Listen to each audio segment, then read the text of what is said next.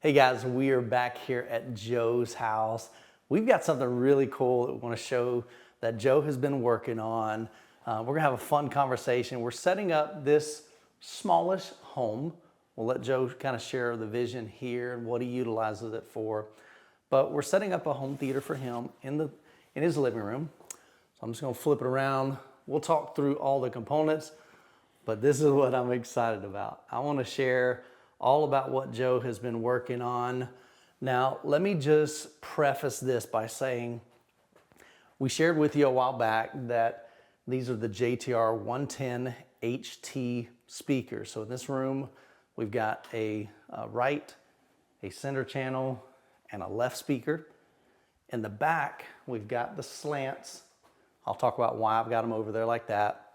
But the thought was, Matt wanted to see if Joe could take the 110s, because they're just black square boxes, could we make them look really pretty? Could we add a veneer to them? And I'll let Joe talk about that.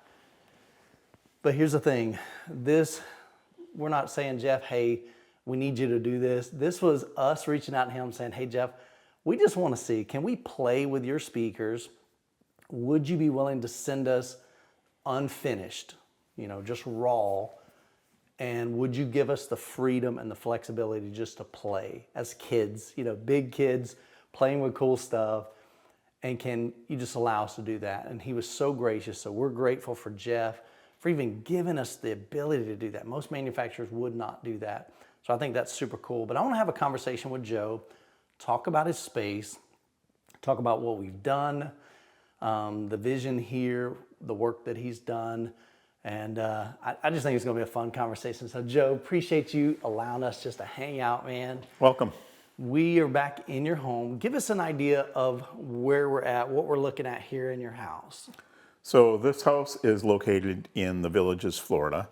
And the reason for this house is I am partners with Matt Mormon and another entity called Obsessed Engineering. And we are creating products for the garage and possibly even some things for Obsessed Home Theater down the road.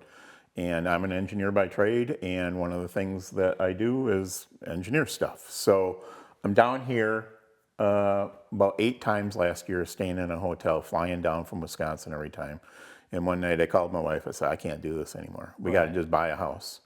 So we started thinking about it. All right, this isn't really where we wanted to be in Florida, but it made sense from a business standpoint to be close to Matt. Sure. And then Matt started talking about having a design center in Middleton, which is about a mile down the road. Mm-hmm. And I had the brainy idea, well, why don't I just buy a house, and then we can use this house for business, where we can outfit the garage with some of the prototype stuff that I'm working on and generate video for his channel, as well as, once they get the design center done, being able to bring village residents that might want to use their services to come and see what it would look like in a typical Villages Florida house. Sure. So that was the purpose for this. So this is not like a dream home or a destination home, but it's a very nice home, and it's got a lot of compromises. Mm-hmm. Primarily this gigantic window right behind us here. Sure. And another big window on the end, and then it's open on the other side, and it's 10-foot high ceilings, and it's got this luxury vinyl plank flooring. Right. So acoustically, this is an echo chamber. Mm-hmm. And we're not gonna put treatments on the walls to make it sound better. Mm-hmm. But the idea was, well, what could we do with this to make it so it would sound decent, but not be over the top, but be somewhat affordable. And initially, the JTR thing wasn't the direction we were going to go. But then when Matt had this idea and said, "Are you game? Can you help me out? Can you try to make something look good?" And I've got a background in woodworking, and I said, "Yeah, I'll give it a shot. Let's do it." And so, as he had said, Jeff was gracious enough to supply us with some raw speakers that hadn't been painted, hadn't been finished, don't have the rounded edges on them. And so we got them in, and we started looking at what kind of veneer do we want to put on these. And I thought we were going to do with walnut, but when we got this new BDI piece that Matt has picked up that line, the walnut wasn't going to be dark enough. Mm-hmm. So then I went back and thought, well, maybe we do them in Wengi. So what you're seeing here for these speakers is they are not finished. Okay. So I did go ahead and veneer the speakers. I did it with very basic equipment here that I have in Florida. This is not my home, so I had to go to Home Depot and buy some tools to make it happen, but pulled it off anyways without being necessarily what I would do in my shop at home. Okay. So again, this is more prototype, proof of concept. Just proof of concept. I would not do these in Wengi again. I mean, they look amazing, but Wengi is such an open wood. And ultimately, these were going to be here in this house, and these were going to be mounted up on the wall here. Right. But then we started talking, and Matt wants to do something at his home, and I got a call from Rusty saying, hey, would you be okay if Matt took those 110 speakers for his house? And I'm like, sure, let's do it. Yeah. So we're going to do something else here that's probably a little bit more price appropriate for the typical home of somebody that doesn't want to spend the money on these. I mean, they're not. Because this isn't a map. Like, what square footage are we talking about here? The whole house is a little over 1,700 square feet. Okay. So it's not big, but I think it represents what a good portion of the homes are. Sure. And so I think just from a cost standpoint and using this house to try to appeal to the average buyer in the villages, which is going to be, 55 and older, that this is probably a little bit overkill for them. So it made sense to let these go. So that's why these are sitting here on the stools. They're not going to be mounted. These are temporary, guys. Yep. Matt, these are going to Matt's house, and Matt will probably do something different with them. But it was a proof of concept. We got them veneered. There is no finish on them because I was going to spray them to match my cabinet. And Matt's like, no, I like them raw. Yeah. So we left them. So these are raw. This is the way this wood looks without any stain, without any finish on them. That's just the way that Wengi looks when you finish it. Yeah, it's a gorgeous finish. Now, one thing I see that you've done, I know nothing about woodworking, but I'm assuming you did this very intentionally. I see the grain is kind of following the pattern. I did. And it came all the way down here, and I'll even tell just on myself, that dark part. Right. I'll tell on myself here is that I ordered a 4x8 sheet of veneer, which was, this is a $400 sheet of veneer. And I laid it all out on CAD to make sure I could get everything that I needed out of it, and I realized I'm not going to be able to book match everything the way that I would. Okay. So normally I'd want this so that this flows into that, so it's that one piece that's cut. But I just, because of material yield, I couldn't make that happen. So I thought, okay, what's important? Right. The important part was to have this face match, Gotcha. Around. And on the regular 110s, those match from front to side, like if you were to open it all up, it's what they call book matching. All right. So those are done right. I ran, these I made some compromises for on the top and on the sides versus what I would normally do.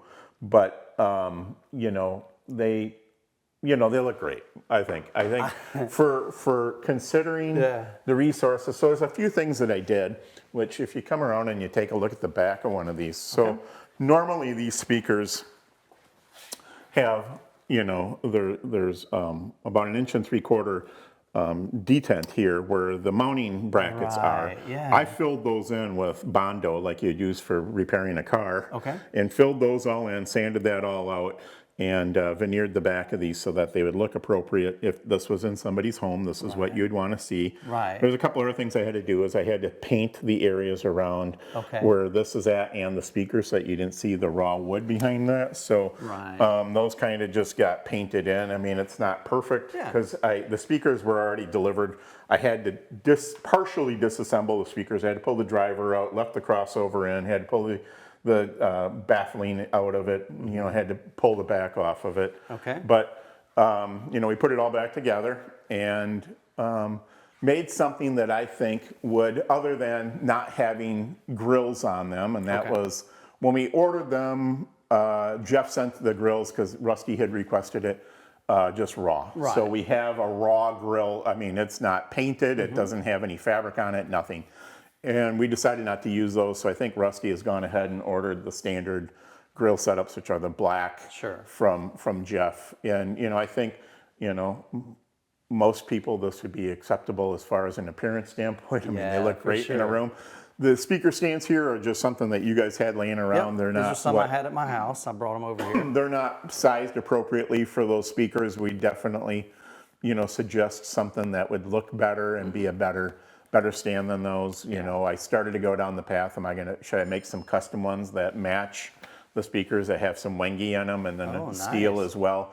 And when Matt decided to pull these, I kind of stopped working on that project and thought, well, let's wait and see what Matt's going to do. So for right now, that's ultimately what we have. So because these are going to Matt's, these didn't get mounted on the wall, primarily because this is a concrete house. Yeah. It's a stand-up home. They make these panels in a factory. They bring them to a job site. They set them with a crane.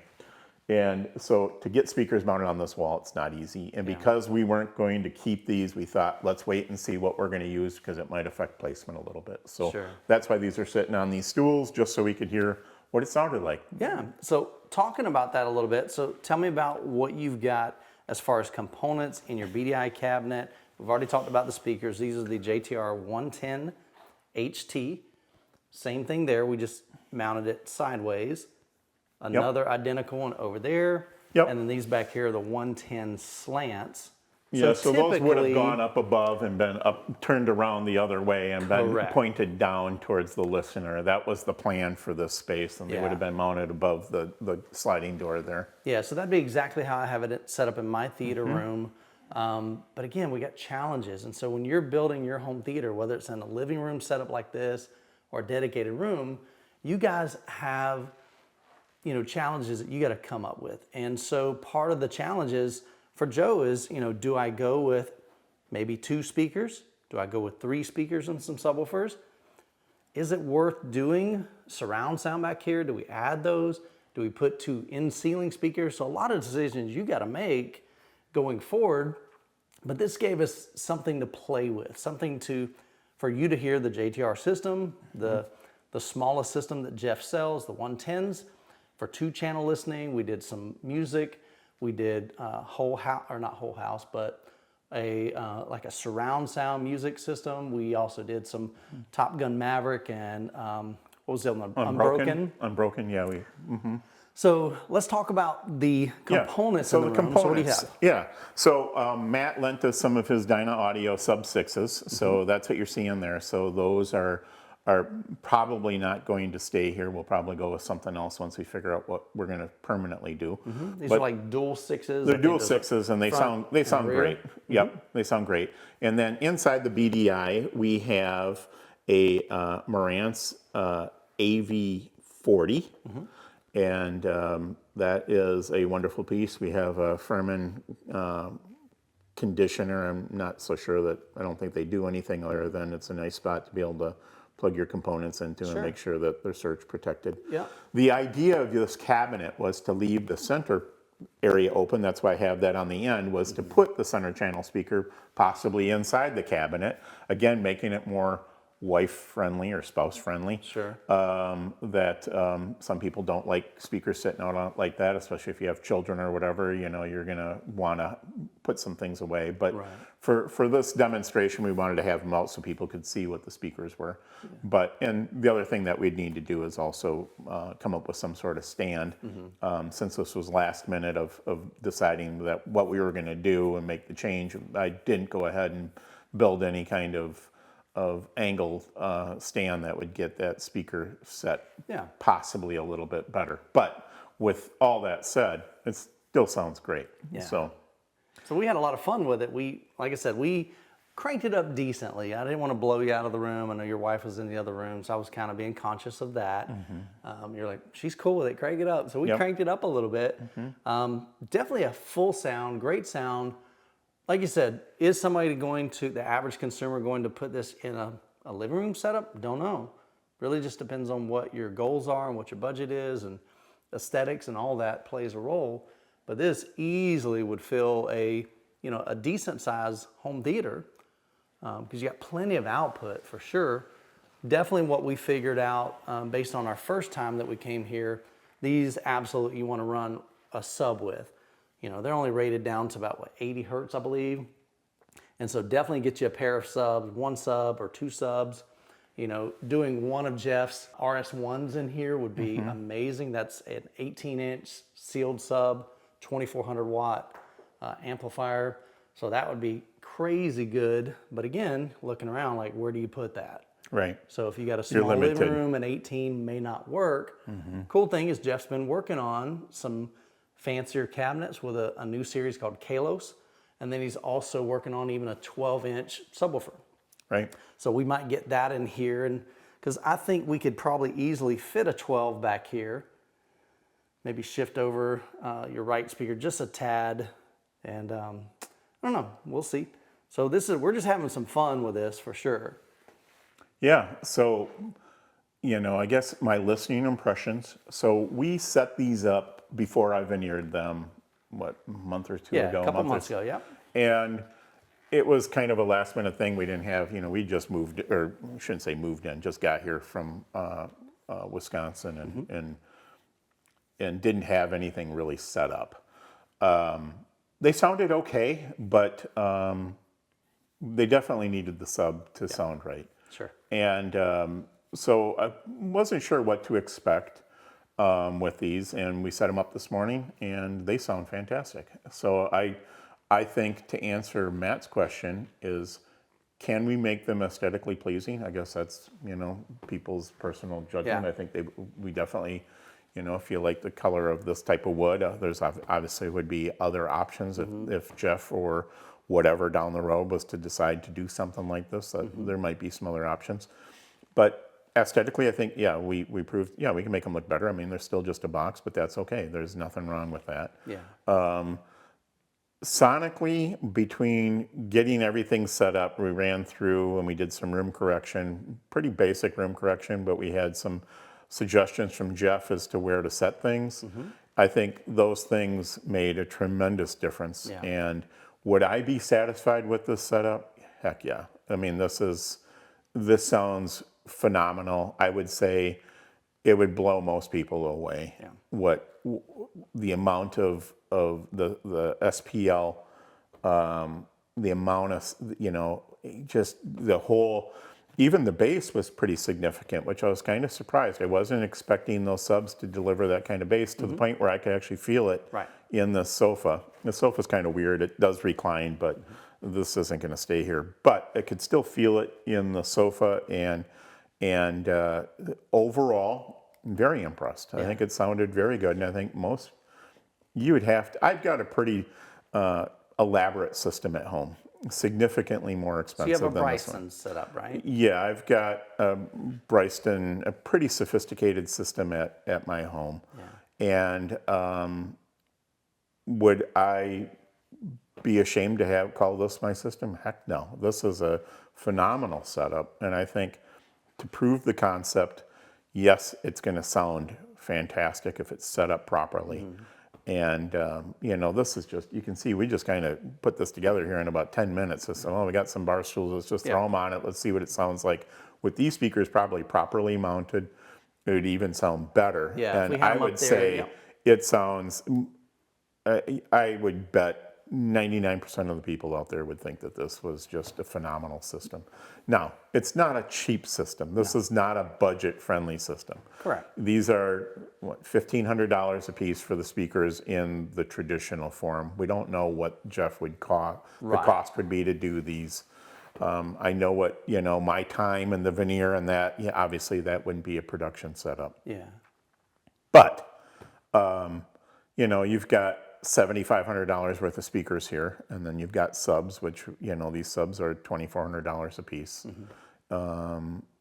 If it was me, would I do 2 of these subs at that price? No. If I was going to look for ways to cut costs, I think you could probably do something better for $5,000 worth of subs that would still make a pretty significant impact. Yeah, I think the biggest cost in this is just the small form factor. I mean, look at this. This is my hand. So that is a really small cabinet. And they perform very well for what they are. 100%. They perform extremely well. I'm not saying that they don't perform well. I'm just saying if somebody was to go, okay, how can I put, if I got $7,500 in these JTR speakers, that's a lot of money. And now another $5,000 for subs, that's probably where I'd look at and go, okay, what could I do for $2,000 for a sub? And I think there's some options out there that would still give you the same kind of impact for a room like this. The Marantz, there's other options out there than the Cinema 40. Sure. But that's a phenomenal piece. I think retailing that's $3,500. Yeah. We got an 83-inch LG display. I think that is a B4 series, so it's a $2,500 to $3,000 display. To do a room like this, complete with everything, not including the furniture, you're probably $23,000. Yeah. You strip out the BDI, which is an expensive piece. That's that was pretty expensive there. Yeah, it's a $3,500 piece. And it's so beautiful. It's a beautiful piece of furniture. It really is, and it's very functional. I don't have a lot of experience with BDI, but one thing I love about this, guys, is when you grab this right here, it's on wheels down here. But you can't see them. So that whole piece literally slides out. But look down here. Like they're gone, man. Yeah, they're completely hidden up underneath there. It's so clean. And so part of it you're paying for aesthetics, part of it you're paying for the features in it. Of course, I think all the shelving in here are adjustable. I believe There's nothing in that center right now. That's where the center channel speaker Joe would was go. saying he was thinking about putting that down here. I'm not a big fan. I'm not either, but I just that. think aesthetically it would maybe look better. Oh, 100%. I mean, it always looks better when you hide stuff. Unless you just like looking at speakers. I love looking at speakers. So do I, and we don't have children here, so I'd be fine with leaving it like this. But in a living room setup, and potentially there may be other guests that stay in this home. So, again, you just got some design choices. You've got, do we put ceiling speakers up here on the back for the rear surrounds? Or do we just leave it as a 3.0 or a 3.2 or maybe even a 2.2 setup? Yeah. So those are some things that Joe's going to be chasing to figure out, okay, what do I want to put in here? This system will be going to Matt's. He'll probably have to get you to design or at least build a couple more. No? He's just doing a 5? I don't know what he's doing, but we haven't had that conversation, and I'm heading back north in about a week, it's not happening for me now. I haven't heard his plans for this, if it's going up in his theater room or. I think that was his plan, that he wanted to put it up in his theater room. Nice. And I just finished these about a week ago, and I need to go back north to deal with my other business, so I'm going to be gone for several months. And so instead of these just sitting here, the decision was Matt wants them. Let's let Matt do it, and then that way he can run video and do things with them too, showing what he's doing. So that's the plan, and then we'll come back and revisit this room and come up with something else down the road. I would be totally okay with doing these again. I think it's a phenomenal setup. Other than, one of the things that we're trying to do with this home is trying to make it show what. A typical person down here would probably want to do. Right. And 20,000+ for a room like this is probably outside the budget for a lot of people. Yeah, especially for somebody that's buying a home this size. Right. Unless it's their second or third home, right. And that's probably different. Yeah. They're in a different. And then it's fine. I think, we might do something different. Who knows? We might revisit what Jeff has got coming out to with JTR down the road. So, with Kalos or maybe even with these. Yeah, but to say I'm pleased would be an understatement. I mean, it's very nice. Yep. Yeah. Again, guys, this was just something fun that we wanted to do. Jeff, appreciate you, man. His friendship, his vision of allowing us just to play with his gear, sending us the unfinished, giving Joe the flexibility of just kind of working his magic, and just showing Jeff, this is what they could look like. Is this something that you would like to do?